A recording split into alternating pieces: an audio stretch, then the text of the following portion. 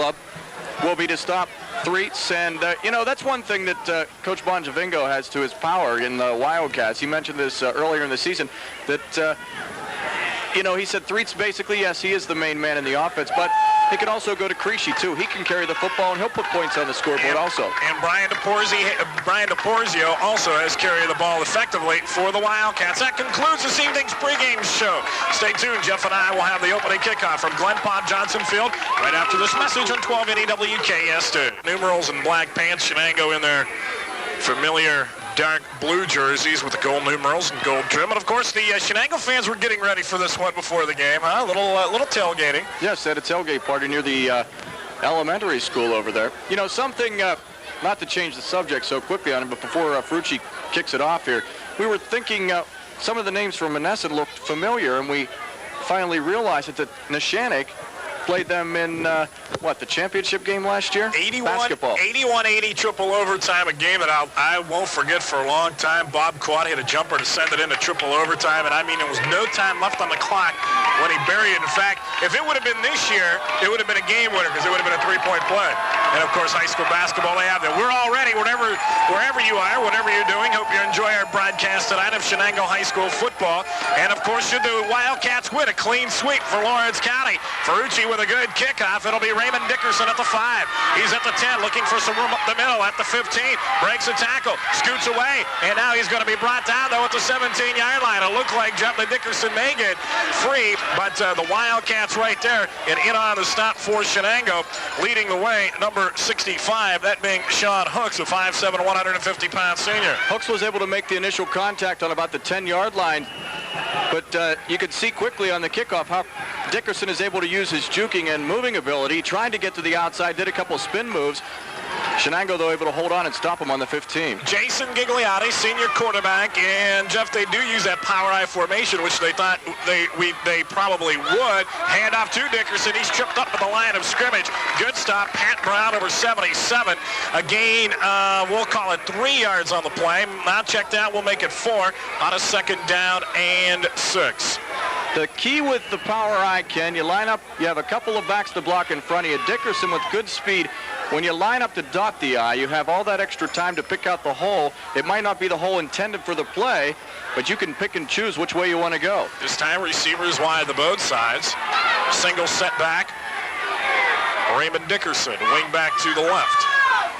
Gigliotti on a second down at 6. Pitch to Dickerson, trying around near end, and he won't do it. He's stuffed up at the line of scrimmage. Dan Hoover, number 82, on the attack, but Jeff, 77, Pat Brown, really got to mess that play up quickly for the Greyhounds as immediately he was in the backfield. Oh, Pat Brown strung that out beautifully. Forced Dickerson to cut back to the inside. After that, Hoover was right there to make the tackle. That'll bring up a second down, or rather check that third down and 8 situation now. Signals, it was a loss of 2. Loss of 2. We'll get that. You and I haven't worked for about a year, so we have to get back in the swing. Well, we did.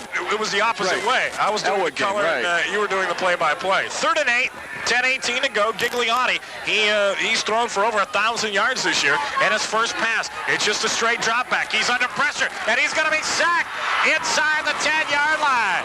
So the Wildcats, that time led by Adam Frankovich.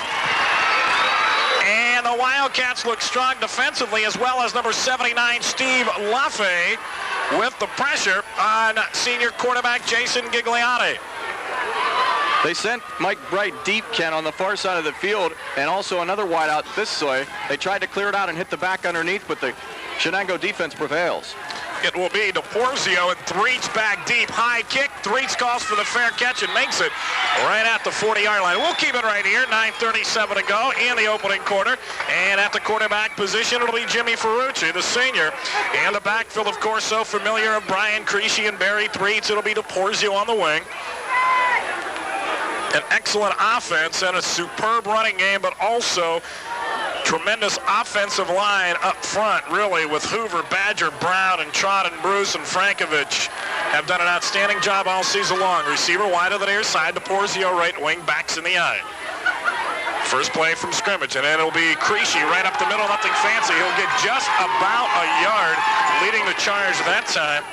Number 34, Lance Beck, as well as 78, Kevin Watson. Something we're going to keep our eye on tonight. Threets a lot of times will line up in the wing. They'll use some trap blocking inside and counter him back across off tackle, either to the left or right side of the line. And that's how he has picked up quite a bit of his yardage this season. And also, Jeff, you'll see that Jim Ferrucci throughout the course of the night runs the option to perfection. Excellent option quarterback. And here it comes to the near side. Ferrucci, the pitch to Threets. He's at the 40. He's to the 35. He's to the 30. He's got a first down out of bounds at the 26-yard line. Jeff, it seems like Ferrucci has that sixth sense exactly. He knows when to pitch the ball. Mike Bright in on the stop. He's able to draw the defense in, draw them in. As soon as his knee was about to touch the ground, he pitched it to Threets. And I'll tell you what, I've watched this kid since he's been a sophomore. You're right. He does run through tacklers now. Since he is a senior, he has got a lot more strength, and he's able to pick up that first down for the Wildcats with the ball on the 27. He's deceivingly strong, as I told you earlier. He really is. He doesn't look that strong, but his upper body strength has been tremendous this whole season long. 1st and 10, ball on the 27-yard line, and the Wildcats on the roll. Ferrucci, and this time he's going to get decked in the backfield. A good play by number 34, Lance Beck, the 6', 199-pound senior. Nobody touched Beck that time. A little bit of a misdirection option. Those type of plays take some time to set up. They set the strength here to the near side of the field, and then the Wildcats tried to go to the left, the far side of the field, as they are traveling left to right this evening on this first drive, and the defense was just able to shoot in and make the stop. Loss of 3. 2nd and 13. The Wildcats, as everybody knows, they don't throw the football unless they have to, and Ferrucci will go to the air. He's got a man wide open. It is incomplete, in and out of the hands of Hoover. And Jeff, he was wide open at the 20-yard line. It would have been a first down and then some for the Cats. Hoover might even have been able to get that into the end zone, or at least close to it at about the 5-yard line. The closest defender was Bright, and he was on the 5-yard line. So they flooded they sent Bright deep, sent the wide out deep, and Hoover just did an out pattern. And like you said, in and out of his hands on the 20. It wasn't Ferrucci's fault, that's for sure. Pass was right there. A little bit high possibly, but Hoover, a tall kid, should have been able to pull it down. Shenango, a lot of times what they may do on this situation, Jeff, we've seen quite a bit, is because of the great speed of Barry Threets, they may set up a screen here. They are so effective at that, they'll go with the option. Ferrucci this time, pitch. Threets looking to get outside. He's tripped up, still on his feet, and now finally knocked out of bounds. Good initial pursuit, though, by number 37, and that would be William Scott. William Scott, number 37. Also Bright in the area to help make the tackle. Wildcats will be faced now with the 4th down and about 11 situation. Jeff, Jimmy Ferrucci had a school record 47-yard field goal early this year. In fact, this would be less than that. But no, the Wildcats, I do believe, are going to go for the first down. We've got a whistle now and some confusion here on the near sideline with the chains. 8:07 to go, no score. Would be something if Shenango won. The limit of Lawrence County teams in the playoff, Jeff, as many as they could get in 4, and if Shenango would win, be a clean sweep for Lawrence County. That would be excellent for Lawrence County, and possibly Lawrence County teams could be facing each other in the finals, too. Shenango-Wilmington. This time, Kruger split wide to the far side. DePorzio on the left wing on a 4th and 10. The Wildcats going for it. Ferrucci mix up in the backfield. Big rush. He gets away. Pass deep. It is incomplete. Almost caught by DePorzio. It's broken up. Officials timeout. 8 minutes to go. No score. And this message on 1280 WKS. Simple message at all times. Don't drink and drive. This message brought to you by Bruning Outdoor Advertising. Dickerson, the ball carrier. He's tripped up, leading the way for the Wildcats, rather. It would be Adam Frankovich. It'll be a gain of 3. 2nd down and 7. Jeff, first 2 passes by Ferrucci, not bad passes. That one was, it would have been a tough catch for DePorzio, but it was catchable. DePorzio and Hoover in the area. DePorzio tipped it. Hoover got a hand on it. Fell incomplete, though. This time power I formation, and the Greyhounds going to go with a 2 tight end offense. Handoff to the deep back Dickerson. Can you explain that to me? Hoover trips him up, but Dickerson looking for that hole, and basically what he's doing is almost like a la Walter Payton and just trying to pick up yardage through the air. He is picking up some, but after a while, that's really not an effective play for him. You know, coaches tell you to keep your feet drive forward to get as much yardage possible. The more you're in the air, the more chance you have of being pushed back, and that's good for a first down try if you're about 1.5 yards to go, but that's not the case. They line up in the full house. And Gigliotti to throw. Big rush. Pass is incomplete, and it was close. Threets, maybe simultaneously, Jeff, it looked like Threets hit Dickerson. Maybe right at the perfect time. It was close to interference, but no call. The referee was right there. Bright is down. He is injured. He'll get up now on his own power, but we'll have to come off for the one play as allotted by the WPIAL. I'll tell you what, he did hit him. Threets hit him right as the ball hit his hands, and you can do that. Gigliotti, the punter, he's the quarterback. It'll be DePorzio and Threets. Basically, too, Jeff, what we've seen all year long is Threets. Now, check that, DePorzio and Jeff Swiner back deep. It has not been Barry Threets. Good rush put on. That might have been partially deflected. No signal from the official. And a short kick. It'll be down at the 45-yard line. 6:37 to go. No score. Now this message on 1280 WKST. It's Stromboli. What? Delicious sauce, tasty cheese, fresh baked pizza dough. Well, sure beats his featherless bird. From this day forward, your name shall be Pizza Joe. Okay, everybody, off to go to Pizza Joe's. And off the Barry Threets, who'll get tripped over the backfield by William Scott. Good play, loss of 1, 2nd and 11. Going back to that punt that Shenango almost got a hand on Van Emmen, giving a good rush. Came in from the side. You're supposed to dive for where the ball is going to be, not where the kicker's foot is, and he did just that, almost getting a hand on it. Hoover wide of the near side at a 2nd and 11. Backs in the eye. Threets, of course, the deep back. Ferrucci, draw to Threets. He's got some room. Buried at a 50. He breaks a tackle, tries to spin away, and I was down at the 47-yard line before a stop there. In on the stop that time for the Greyhounds of Monessen, number 32, Charles Dickerson. Threets is going to be about a yard shy, but or check that, about 3 yards shy of the first down. Give him credit, though. He made a couple nice spin moves to get the ball across the 50 and down to about the 48-yard line. Gain of 8. 3rd down. Scoreboard says 2, but that's 3 yards to go. Hoover wide of the near side again. Greyhounds almost jumped. Here's the counter play to DePorzio. They smell it, and they're going to... DePorzio gets away and fights his way up to the 46-yard line. He'll be short of a first down jump. Some great extra effort, though, by DePorzio. It looked like that he was going to get away. He did get away from Mike Bright in the backfield and almost picked up that first down, but he'll be about 2 yards short.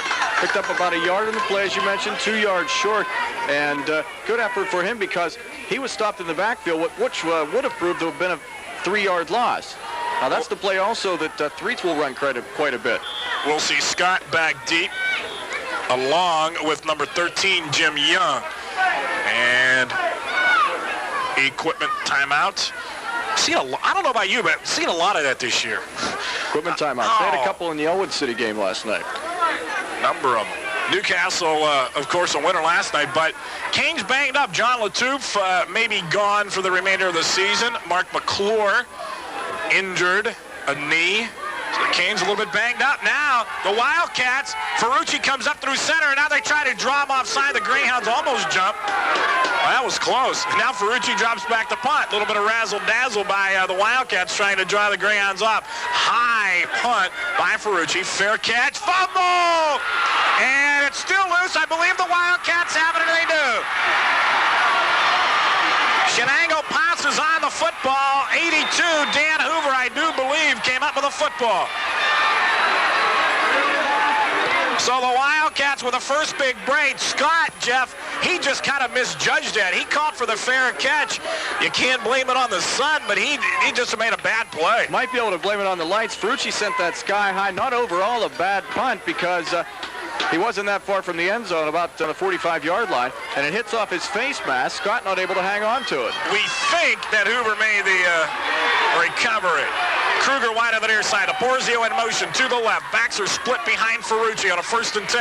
Hand off to Barry Threets, and he's wrestled out in the backfield by number 34, and that would be Lance Beck. Beck, 6 foot, 200-pound senior. Loss of 2, 2nd and 12. Gee, I wonder if they're keying on Barry Threets. Yeah, I guess they are a little bit. Threets, though, has been able to find a little bit of running room tonight thus far, but I think they're kind of shutting him down now. What do you think about a play action of Threets right here? I think it would kind of freeze the linebackers and possibly get somebody open for Shenango. Threets the type of back, you get him into the secondary, linebacker territory. He has a lot of ability to move the football. Kruger wide of the near side. Backs are in the eye. Ferrucci on the option to the near side. Pitch to Threets. He's at the 15. Tries to get outside. Breaks a tackle. He gets inside the 10 and maybe to the 8-yard line. on a great run by Barry Threets. It looked as if he would be caught at the 15-yard line, but some great second effort. And again, Jeff, those great running backs always seem to have that extra sense when to cut back against the grain, as Threets did that time. Threets would have been stopped shy of the first down, about a yard shy. Instead, he's able to make it 4 yards on the gain and pick up the first down. No, check that. It's 3rd and 4. Oh, check that. It's 3rd and 4. I looked at the wrong stick. 3rd down and 4. Interesting play call for the Wildcats here. I would think they may be in 2-down territory, although they're in Jimmy Ferrucci's range for a field goal. Porzio in motion to the left. Ferrucci, pitch to Threets around left end. Barry's got the first down. He's going to go into the end zone. Touchdown, Shenango. Jeff Aegis caught the Greyhounds flat-footed that time. Nobody in between Threets and the end zone. A 7-yard touchdown run at the 2:23 mark, and Shenango goes on top 6-0. 6'1" guard, 169-pound senior Pat Brown led the way, and he had no one to block. He tried to look for somebody to block, couldn't find anyone. He escorted Barry into the end zone for that touchdown. He wanted to hit somebody. The only thing he could hit was grass or the yard marker marking the end zone line because no one was in front of him. You see somebody every week in John DeBuono who actually probably took over the kicking lead last week, who's automatic. Jimmy Ferrucci just about the same, Jeff, as you see right there. Straight through the uprights. It's good. 2:23 to go, first quarter. Shenango 7, Monessen nothing. Now this message on 1280 WKS2. The strength of the guys in the playoffs is that they're always on the move. 3 left. I tell you what, obviously, Jeff, Monessen thought that Shenango was going to run to their right side of their offensive line because really that's only one of the few plays that Shenango has gone left on their offensive line. Nobody there at all. They set up the strength, too, here on the right side and went to the left then. We're going to watch now and see if they try to get Dickerson outside a little bit more. He was shut down the few times he tried. Scott and Dickerson back deep. It'll be Scott at the 13. Again, he fumbles the ball. He's at the 15, 20, and he gets out to the 25-yard line. You could bag them gloves. I'm sorry, but I think they're useless, and I don't think we're going to see Scott wear those too much longer if he continues to do this. I'll tell you what, Scott almost fumbled the ball again when he was being brought down by the Shenango kickoff unit because he was bobbling the football. That scoring drive, 3 plays, carrying 13 yards. Threets a 7-yard run for the touchdown. It was all set up by that was fumbled by Scott. 1st and 10 for Monessen. They have the ball on their own 25-yard line. They're going with the full house backfield. Hand off to Raymond Dickerson, and he just crosses the 25-yard line, gets maybe to the 26. We see Pat Brown out there for the Wildcats, as well as some help from number 45, Bill Fry.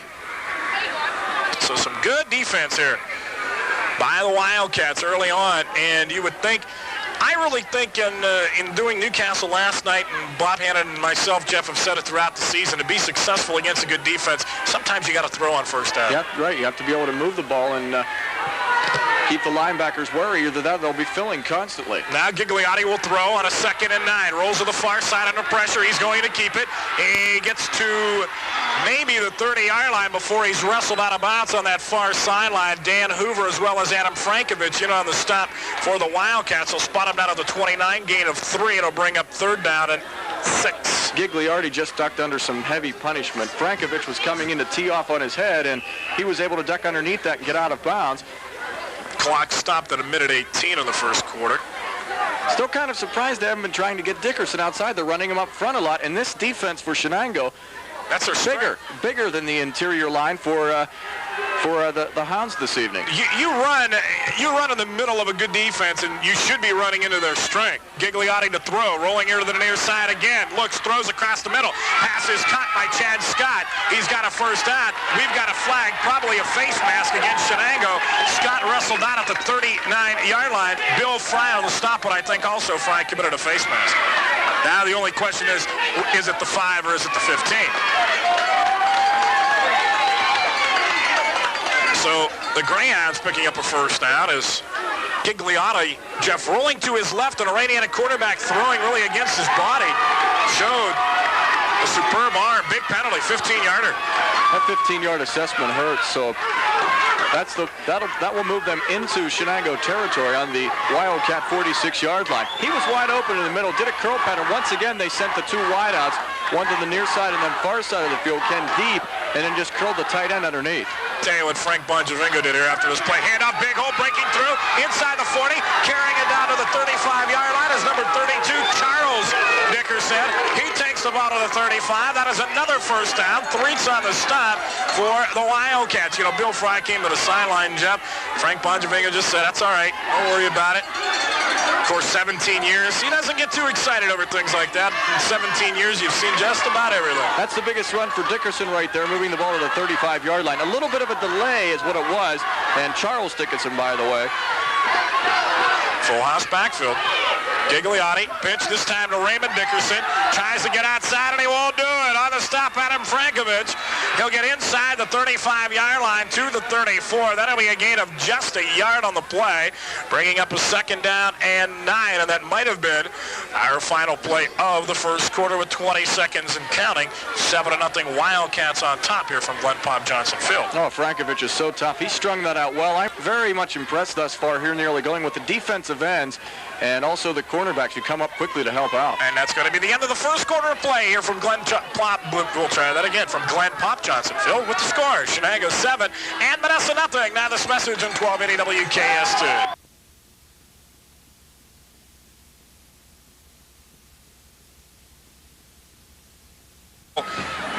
Shenango basically has stopped that middle, but again, if you have a good defense and you run up the middle, basically you're running against a team's strength. Right, and the only way they got that open, I believe, they used misdirection and faked the pitch to the outside, then handed off to Dickerson. Gigliotti to throw, under pressure, throws, he's got a man open, it is incomplete. Scott, I do believe, the intended receiver on the far side, and that's who it was, big number 89. Speaking of Chad Scott, he's 6'2", 165 pounds. He's caught 24 passes this year for 395 yards.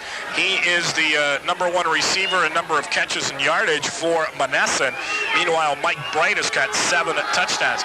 Again, some of these names may be familiar to you. You say, I know I've heard these names someplace. The Shenango, if you remember in the championship last year down at the Fitzgerald Fieldhouse, beat Monessen for the WPIAL Class A championship. Charles Dickerson wide on the near side on a 3rd and 9. Again, Gigliotti under pressure, and he's going to be sacked. Shenango again with some great pressure on the cornerback. In on the stop that time for Shenango, number 68, Eric Condren, 5'8", 200-pound junior. Oh, the Wildcats have consistently put pressure on Monessen, and they're going to take a timeout. 11:37 to go, and we'll take time. Shenango 7, Monessen 0. Now this message, 1280 WKST. 34 for Shenango. All of Shenango's yards coming on the run. Surprise they're going for it here? On 4th down? No, I wouldn't say so on a 35. I'd say once you get inside the 40, it's a 4-down situation. Gigliotti to throw. Incomplete. Intended for Scott. Now, there's a play again where I don't think it would have been, maybe it would have been enough for a 1st down. It goes incomplete. But I think this early in the contest, you try to catch him in deep and maybe come up with the big defensive turnover. In fact, that really, Jeff, has been the difference in the ball game, the one turnover, that belonging to Monessen. I would say if I was a coach and I was going to go for it on the 35-yard line of my opponent, on 4th down and you had 10 yards to go for the first, that I would use a high percentage play that can possibly get your running back or receiver into the secondary, something like a screen, or even run a short out, but nothing that would be a difficult, like a crossing pattern, which that was. Kruger wide to the far side. Ferrucci, handoff, 3's. Barry will get a couple. He'll get wrestled down at about the 38-yard line before he stopped right there by Ron Lombardo, 6'1", 294-pound senior. He's definitely hasn't pushed himself away from the table. Huh? Hole opened up. Lombardo, though, was moved out of the way, but he was able to slide off his block and make the tackle and hold his ground after a pickup of 3. Kruger wide to the far side. To Porzio here on the right wing. Backs are in the eye. Ferrucci under center on a 2nd and 8. Reed's picking up 2 on the last play. Play action pass. Ferrucci throws over the middle. Incomplete. Kruger was wide open. But Jeff, that time, Ferrucci had to hurry his pass. He threw that a little bit sooner than what he wanted to because some great pressure up front, basically by Justin Jewell, number 63. He was all over Ferrucci. Kruger was wide open, as you mentioned. He had his cover man beat on the corner. And Jason Gigliotti, as a matter of fact, who, of course, is the quarterback, had he been able to get that strike to him on about the 30, it was cruising time. Yeah, it was 6. No doubt about it. He had nothing but green and end zone in front of him. Kruger again wide on the far side. Same formation. The Porzio on the right wing. Backs in the eye on a 3rd and 8. Shenango on top 7-0. Ferrucci draw to 3's. Barry slips. He'll get across across the 40 and get out to the 41-yard line. John Jackson, 5'11", 179-pound junior on the stop. And that will send Jim Ferrucci back in punt formation. Now let's see if Scott goes back there, Jeff. He still will, and he's still got those gloves. I don't know about you, but I don't like that. I don't. I just, in cold weather, you can't have this really the same. I don't think it does you any bit of good. I think it's amazing how Jim McMahon for the Bears plays with him on as a quarterback. Ferrucci, good kick. He hit a good one, and it'll be Scott. Fumbled the ball again at the 20. It's still loose at the 15. He finally picks it up. He's got some yardage to the 30, across the 30, out to about the 35-yard line. Jeff, how many times have we seen that when the stop made, incidentally, by Sean Hooks? How many times have we seen that, really, in all kind of football, when you fumble that kickoff, and then you're able to pick up big yardage because the pursuing team kind of over-pursues the play? Right, they over-pursue the play, and that's exactly what happened. That happened in the Elwood City Riverside game. In the Elwood City Riverside game, Morgan fumbled the ball, picked it up, and he took it, 95 yards? Almost a touchdown. 44-yard punt, 18-yard return, though.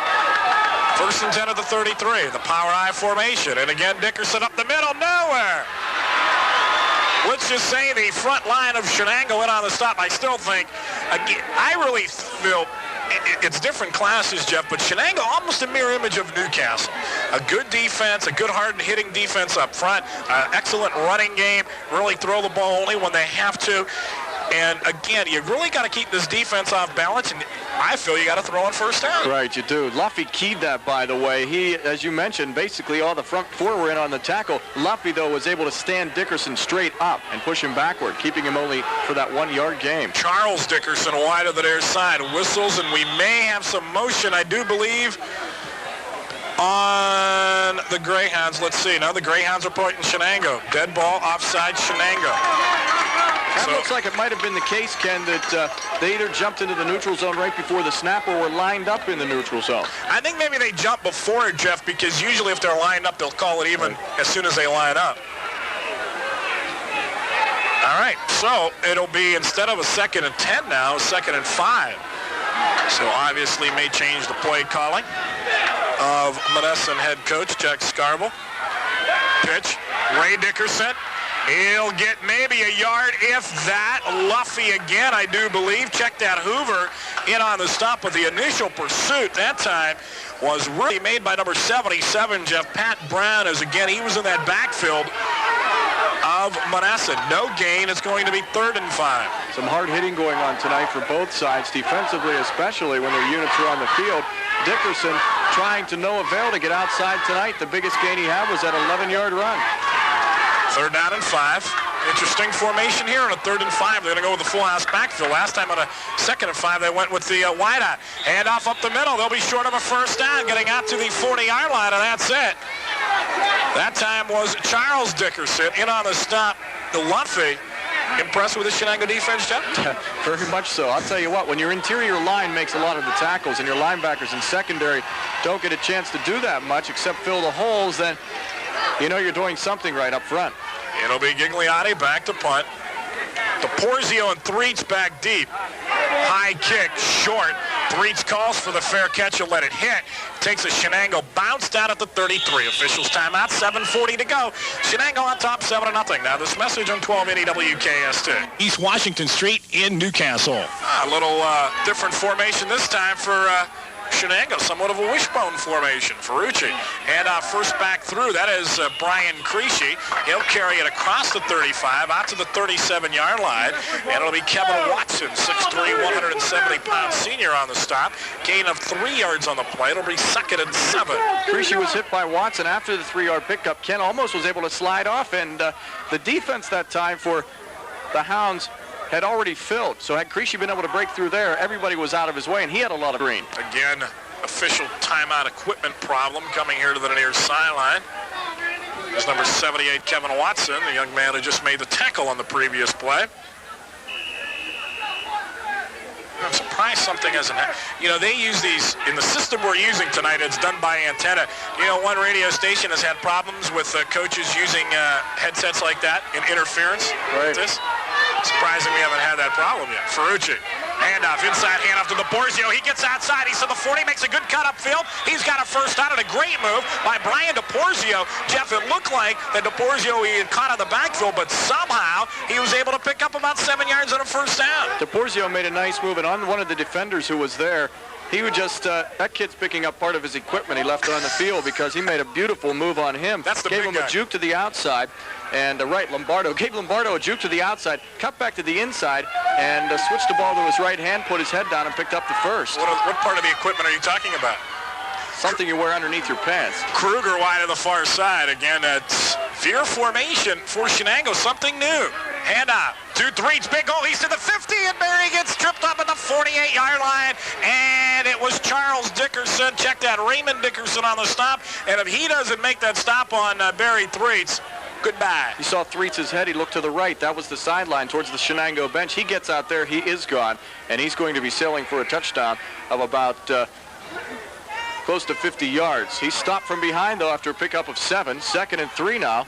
5:40 and running left in the second quarter of action. Ferrucci under center on a second down and 2. Ferrucci on the option, pitch to the near side of DePorzio. He bounces off a couple of Greyhounds, gets to the 45-yard line. A great run.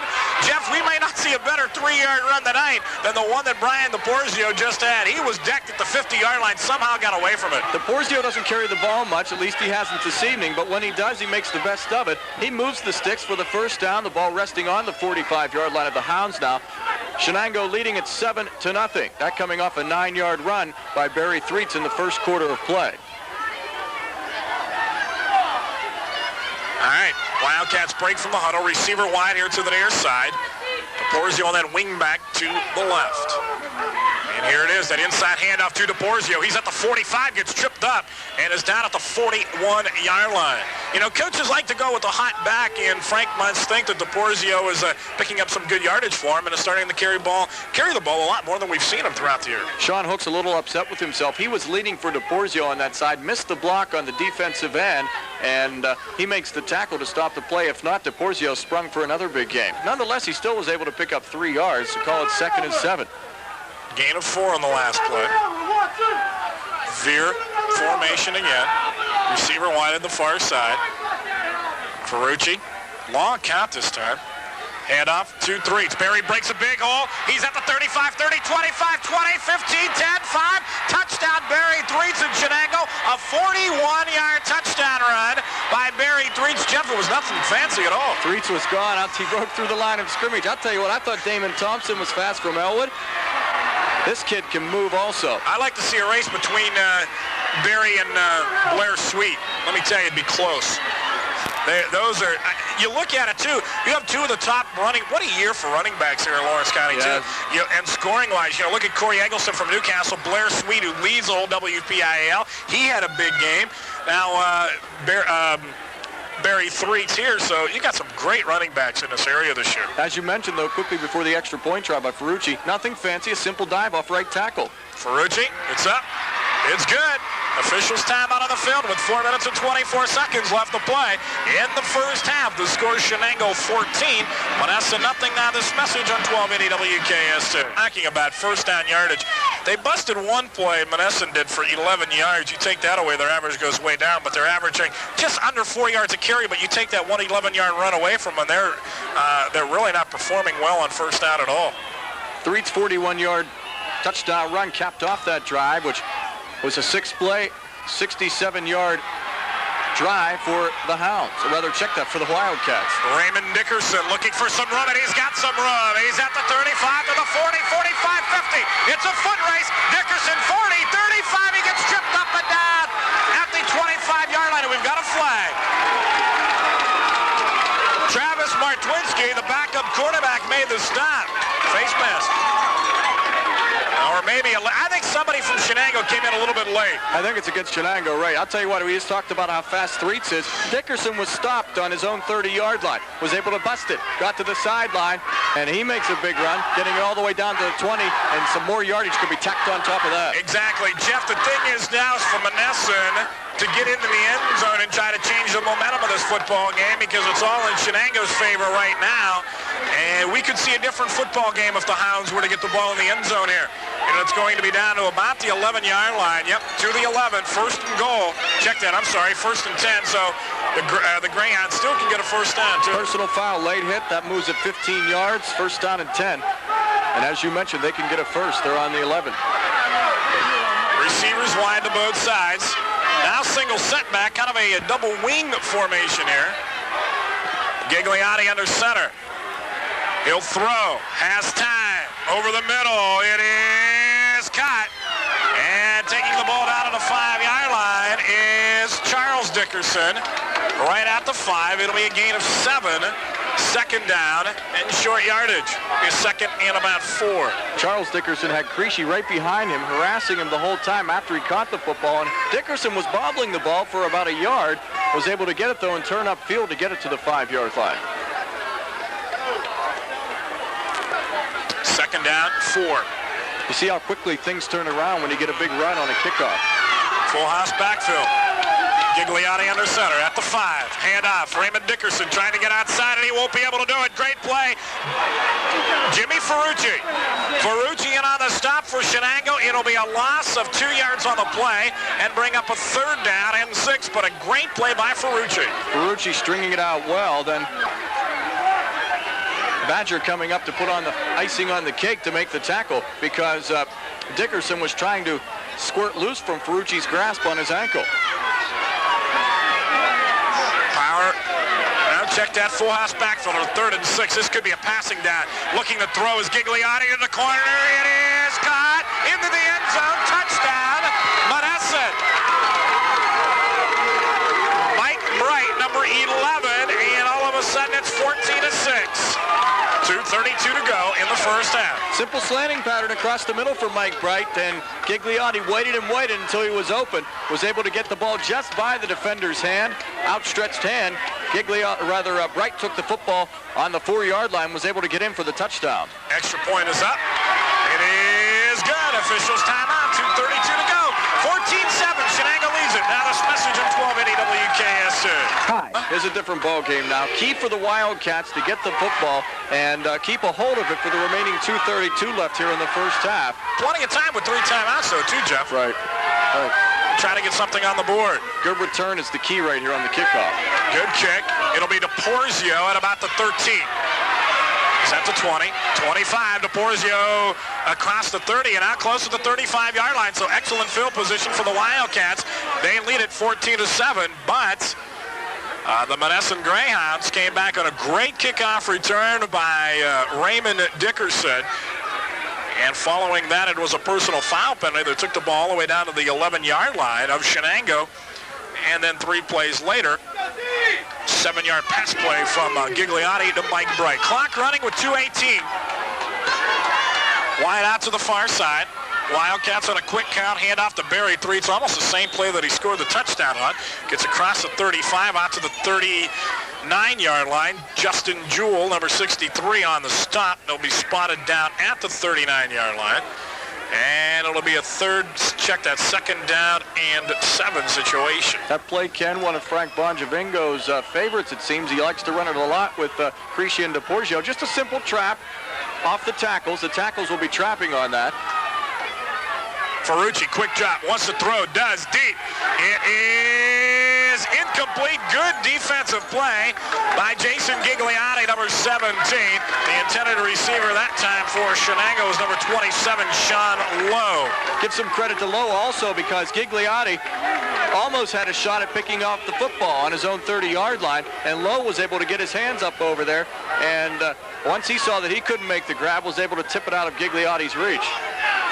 1:36 to go in the first half. Shenango on top 14-6. Low wide of the far side. DePorzio on that right wing position on a 3rd down and 7 for the Cats. Ferrucci. Inside handoff to DePorzio. It'll be stopped short. Across the 40 to the 41. Just a gain of 2. Ron Lombardo in on the stop for the Greyhounds. And Shenango will have to punt the football. There was the counter. Lombardo stayed home this time. DePorzio tried to give him that inside fake and then go outside. Lombardo said, and the big guy, 294 pounds of him, stayed there to make the tackle, kept his ground. And Monessen wants to try to get something on the board before the end of the half. They have called timeout. Minute 20 to go. Shenango 14, Monessen 7. Now this message on 1280 WKS2. He's 100 yards. That's keeping up basically with his 9.3-yard average. Yep. By the way, those 2 touchdowns now, Barry is up to 22 on the season. That's not shabby. Now that's crossing that goal line a lot of times, but that's also, Jeff, that means too that your defense is getting your offense to football too. Right. Ferrucci, bag deep. Hounds will be looking for a good return here. They are not going to be putting on too heavy of a rush. Ferrucci, good high kick. And another fumble, loose football. And who's got it? Monessen at the 20-yard line. That time fumbling the football was Jim Young. Boy, oh boy. That's exactly what you don't want if you're a Monessen coach, because Young was they were setting up the wall here to the near side for Young to try to do something with it, get a good return, and then possibly get it into the end zone. We have a minute 11 left, but Young not able to hang on to it. These players are having it. Let's see if he has gloves on. No, he doesn't. Jack Scarville's got to be ready to go out there by himself and try to fill those punts now, huh? I'm sure he'll have a few choice words to say at halftime concerning punts and holding onto the football. Bright wide to the near side. Backs are in the eye, and Gigliotti will throw. He has a lot of time. He wants to go deep to Bright. It is incomplete. Good coverage. Martwinski as well as DePorzio here on the near sideline. We got a good look at that here, Ken, on the near sideline at about the 40-yard line. Did it look to you that if Bright had kept his feet, the ball he could have ran under that football? I think you had a chance for it, Jeff. 6'1", that might be wrong. I want to see if I have that right. Yeah, I thought I had that wrong. He's 6'5", not 6'1". You can see why, too. He's got 7 touchdown passes this year.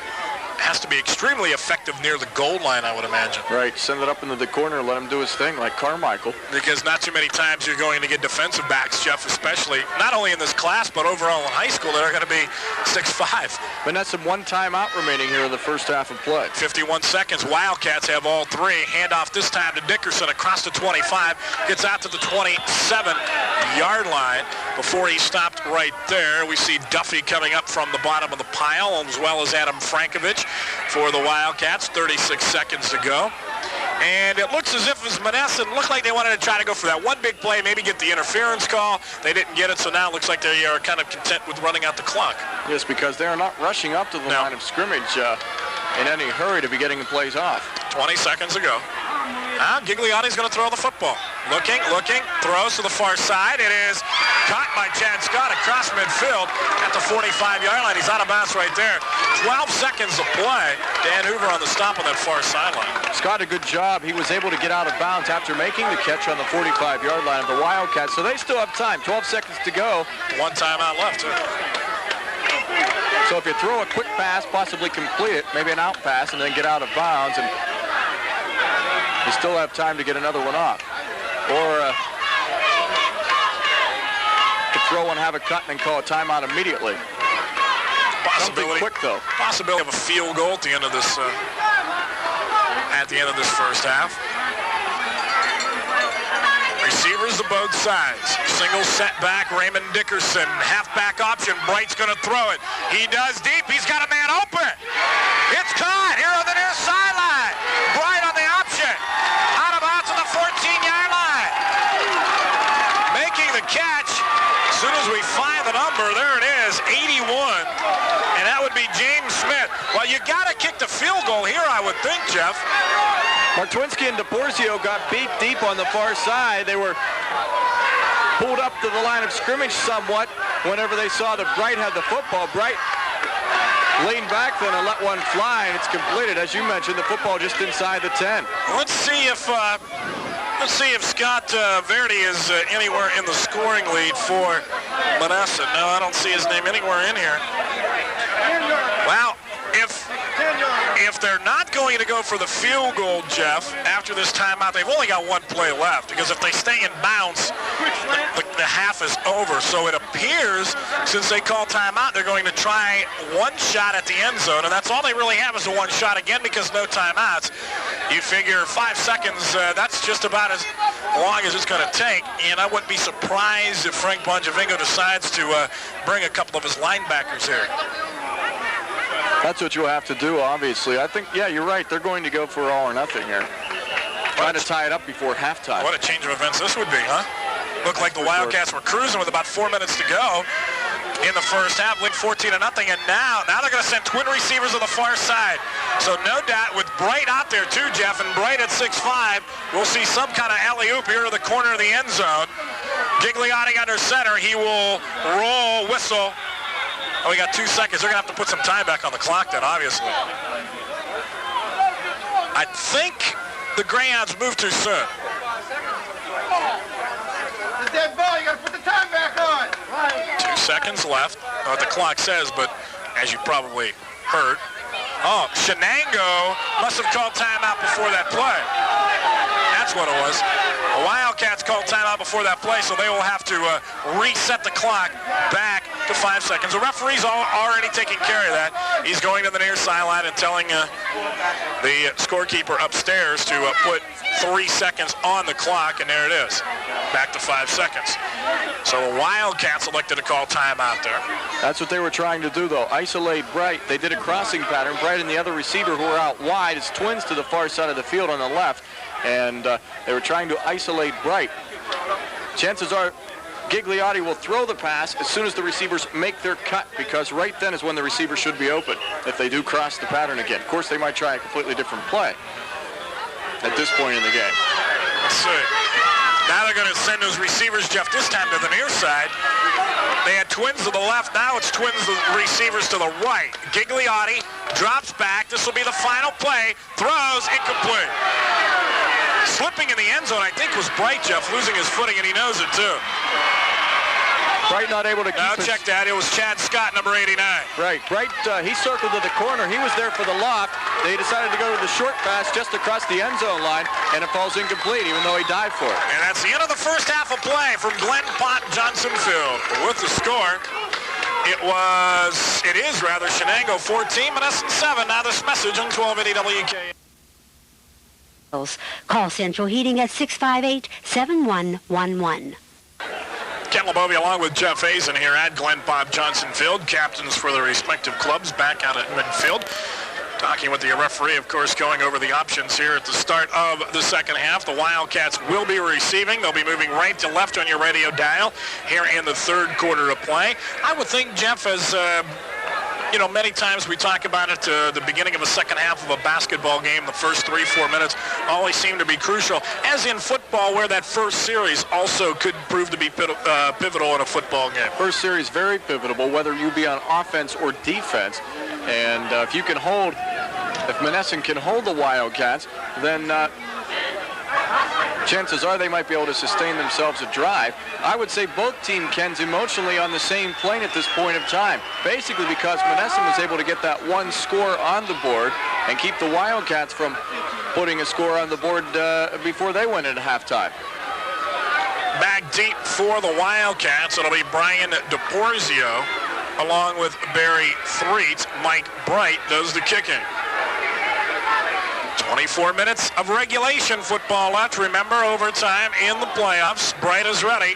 And we're underway here in the second half of play from Glenn Pott Johnson Field. Bright with a good kick sends Threets back to his own 7-yard line. Barry the 10-15. East of the 20, east of the 25. And across the 25 out to the 27. 2 flags. We're going to see a clip to go against Shenango. So already the Wildcats making the first mistake of the second half. That's a play you don't want to be called with right away, because holding will back you up a good 10 yards. Holding is called from the point of the foul, and the point of the foul, Ken, I believe was about, the 26-yard line. It's where the flag was dropped, 25 or 26-yard line. So back it up 10. They'll be somewhere around the 16 or 15-yard line, their own. And of course, we do nothing but fire up Monessen. They came into the locker room definitely with the momentum on their side after trailing 14-0. They were able to cut it to 14-7. Ball is spotted at the 12 on a 1st and 10 from there. Senior quarterback Jim Ferrucci, a clip on the play on the kickoff. It'll be Kruger wide on the far side. DePorzio on the right wing. Creasy, Threets behind Ferrucci with DePorzio in motion. To the near side. Hand off to Brian Creasy. Big hole. And fumble. Monessen says they have the football. They do. Coming up was Charles Dickerson. Comes up with with the turnover. The ball's on the 18-yard line. Monessen with a big break here in the second half. Creasy wasn't hit, Ken. He wasn't hit until after he had fumbled the football, but he kept running straight ahead. I don't know whether he was trying to divert the defense from going after the football or what. He wasn't able to get back to it, nor any of the offensive linemen who were in the area of the loose football. So the loose pigskin recovered by the Monessen Hounds, and they're in business inside the Shenango 20-yard line. Full house backfield. Jason Gigliotti, the senior quarterback, under center. Handoff. This time, first back through number 34. Lance Beck, the fullback. He'll carry it to about the 16.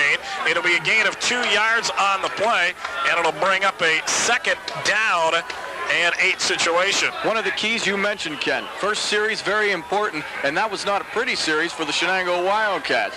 They fumbled the football, gave it away. Now it's up to their defense with their backs against the wall on their own 17. Steve Luffy on the last stop, 2nd and 8. Gigliotti, play action, wants to throw, has time, does, to the corner of the end zone. It is incomplete, almost intercepted by Shenango. Great defensive play. We see Brian DePorzio there, as well as, I believe it was Threets. Yes, it was, Jeff. Barry Threets, of course, Bright with the height advantage there at 6'5". Threets was able to jump up, strip it out of Bright's hands. DePorzio was on his back on the ground. He was also on the coverage. DePorzio had a hand on the football. It bounced off his right shoulder pad, and he was not able to hang on, or he would have had a touchback interception. Just as big as this fumble recovery was, how big it would be for Shenango, though, to come back and hold right here.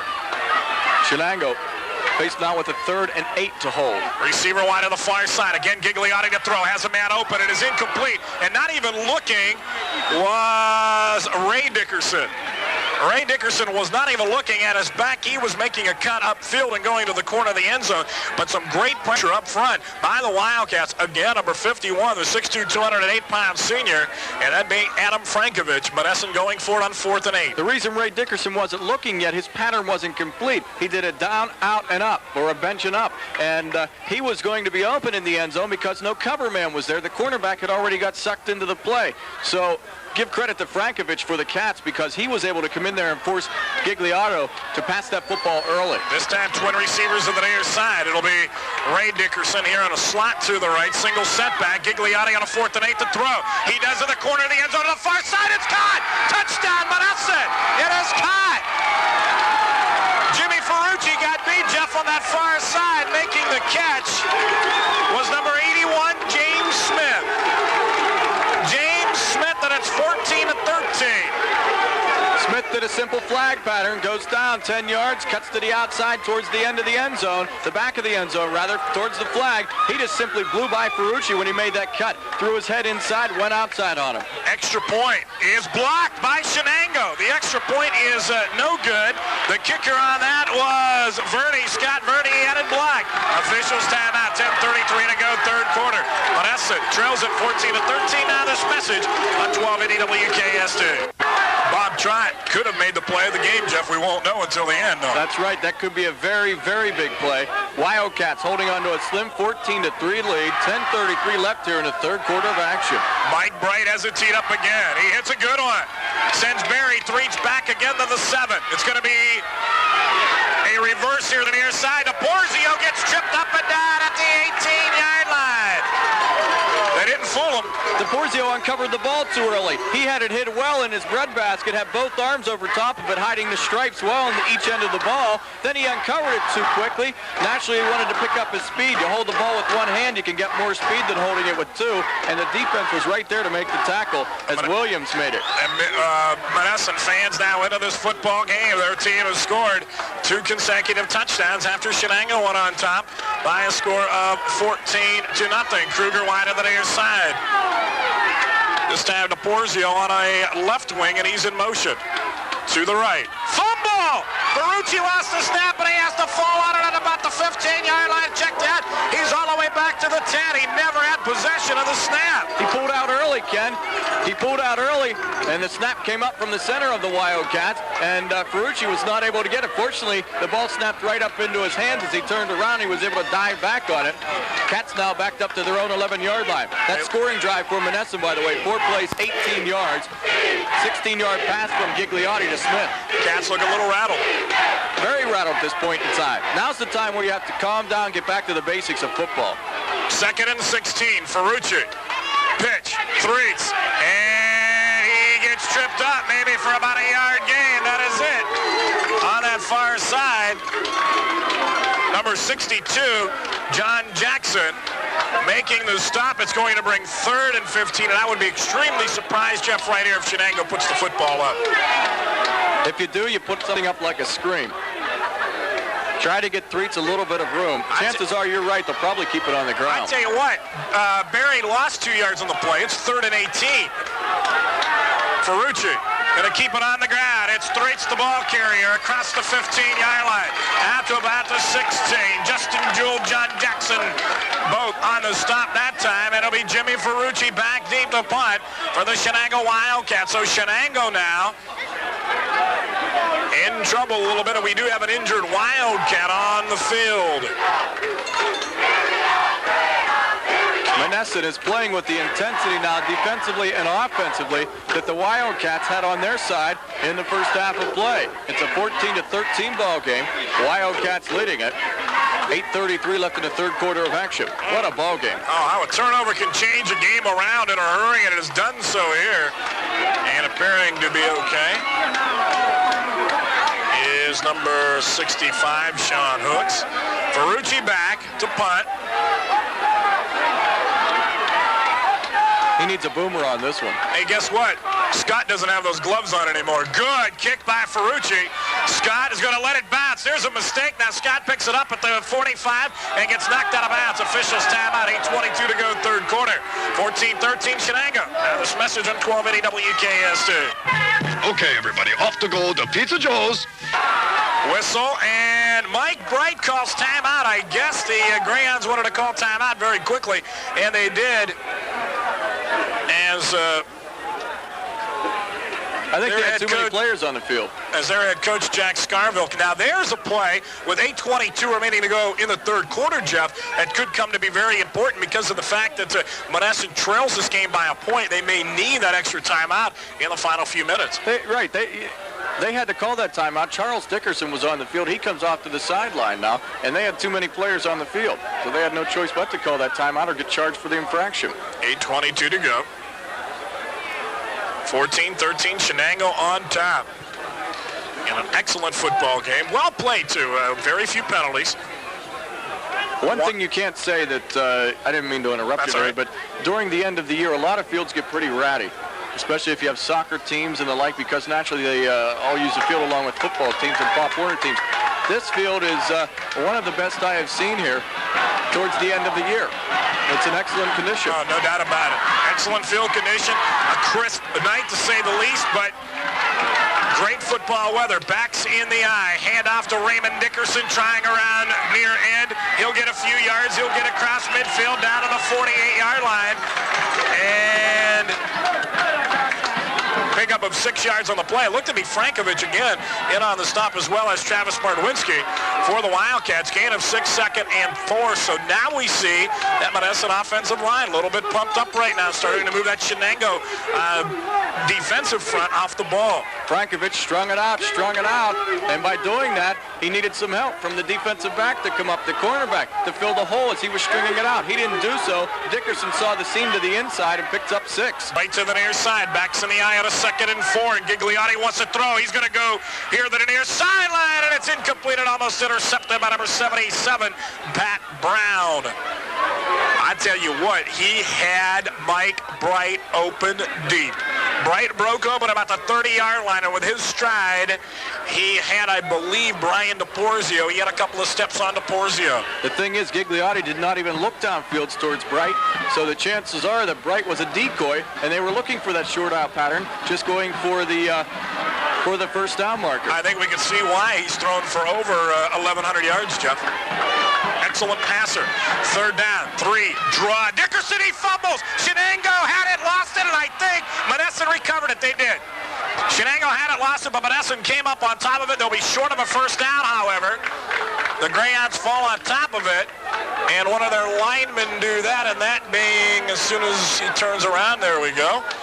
was number 68 rather, that being up front, Donald Ratty. Creasy dove over top of the ball. We talked about over pursuit early in the ball game on that nice kickoff return by Dickerson. He fumbled it, was over pursued, and was able to pick up the big gain. Creasy over pursued it because he was going for the tackle, ran right past the loose football. Gigliotti to punt.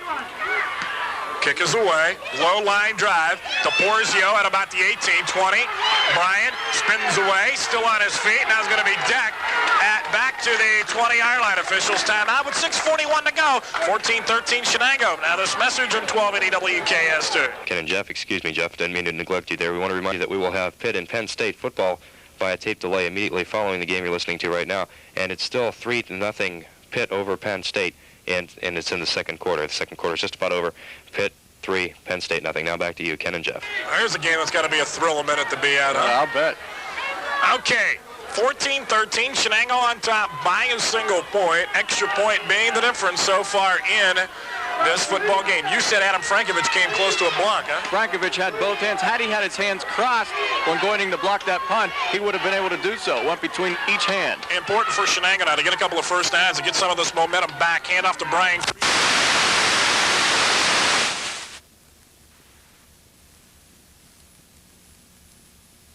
Seem to be experiencing some technical difficulties with our feed from the football game, and we'll get to it as soon as we figure out what's wrong. We'll let you know what it is, and we'll get back to the game in just a couple of minutes.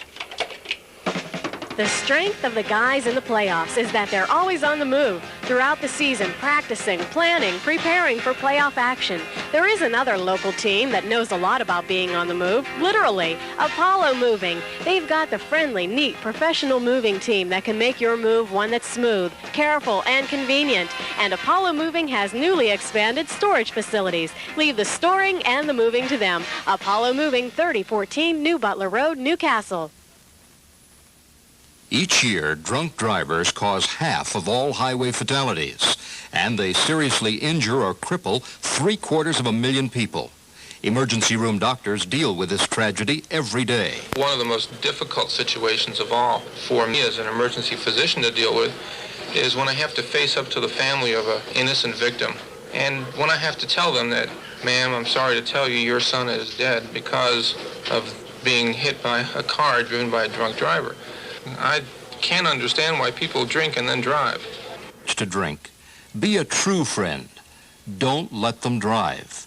A public service from the Motor Vehicle Manufacturers Association.